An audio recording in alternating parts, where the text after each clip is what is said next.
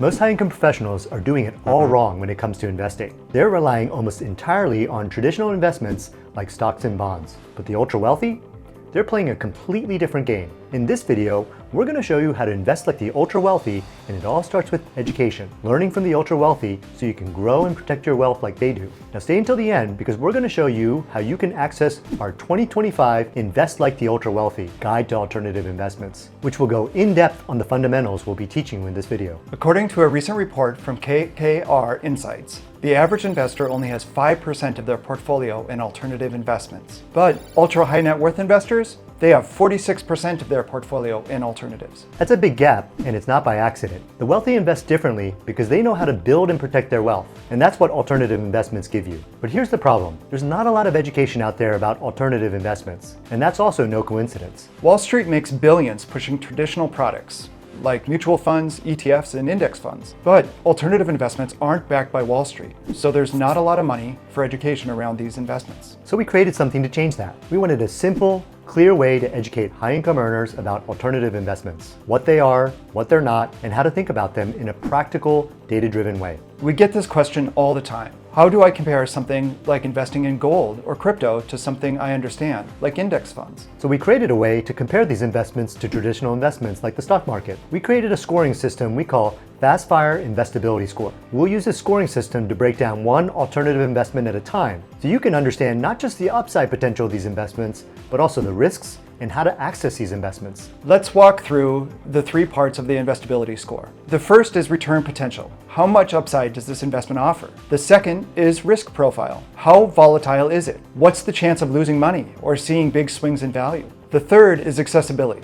How easy is it for someone like you, a high-income earner, to actually invest in it? Are there high minimums? Do you need to be accredited? Are there funds or platforms to make it easy to access these investments? We give each of these categories a letter grade, A through F, so you can get a clear, at-a-glance picture of what you're looking at. Now let me walk through each part of the investability score again, this time with the grades, starting with return potential. An A means high double-digit returns or more. A C means returns that are about the same as the S&P 500, which historically have averaged about 7 to 8%. An F means very low or unclear returns. Next is risk profile. An A means that the investment is very stable, low risk. A C means stock market-like volatility. An F means a highly speculative investment or extreme risk. And finally, accessibility.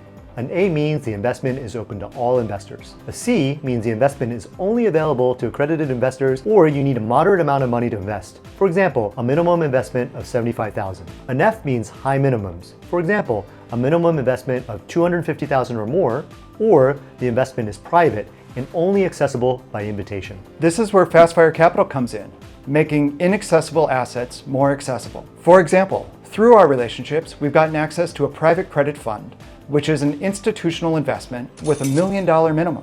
We also recently raised for an angel investment that was only available to us through a close relationship with a highly successful serial entrepreneur. Let's walk through a few examples so you can see how this grading system works. The first one is gold and precious metals. We give the return potential a D, which is not very good. However, the risk profile is an A, and accessibility is also an A. Next up is art and collectibles. We give the return potential a B. However, the risk profile is a D, and accessibility is also a D. Our last example is angel investing. We give the return potential an A.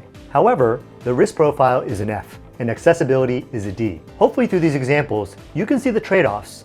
Big returns often come with big risk, or they're often not available to the average investor. This score isn't about chasing perfect days. It's about knowing your goals and how each asset fits into those goals. So, looking for a lower risk? Look at gold or life settlements. Want higher returns?